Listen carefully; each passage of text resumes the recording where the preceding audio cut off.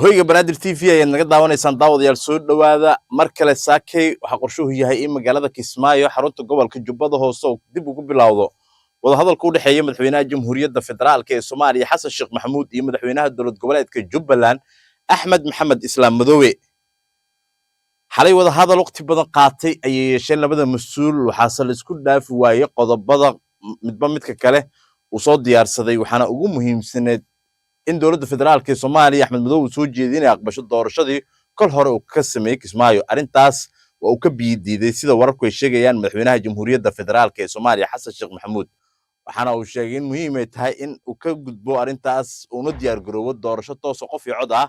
Axmed Madoobe isna arintaas waa uu diiday waxaana mar kale loo ballamay saaka in wada hadalka halkaas laga sii wado xubno badan oo ka tirsan dowladda federaalka ee Soomaaliya ayaa xalay siyaabo kala duwan ula kulmayay Axmed Maxamed Islaam Madoobe hogaamiyaha dowlad goboleedka Jubbaland waxaana ay ka dhaadhacsiinayeen inuu qaato go'aanka maadaama madaxweynaha Jamhuuriyadda Federaalka ee Soomaaliya Xasan Sheekh Maxamuud uu sameeyay tanaasul siyaasadeed mid kamid ah kuwii ugu weynaa sida wararku ay sheegayaan mar kale ayaa loo ballamay saakay in wada hadalku uu sii socdo waxaana wararku ay sheegayaan inay ku jiraan wada hadalkan taliyaha sirdoonka dalka Kenya iyo taliyaha sirdoonka dalka Ethiopia inkastoo aan si rasmi ah wararka qaar ku loo xaqiijin wada hadalka oo uu sii socon doona oo gudiyo farsamo oo dowlad goboleedka Jubbaland iyo waliba dowladda federaalka ee Soomaaliya ayaa xalay kulamo kala gaargaar ah yeeshay mar kale saakay madaxdu way soo fariisan doonaan kulan kale oo waqti qaadan doono ay yeelan doonaan waxaana la sheegayaa in magaalada Kismaayo ay gaareen mas'uuliyiin hor leh oo ka tirsan dowladda federaalka ee Soomaaliya gudoomiye ku-xigeenka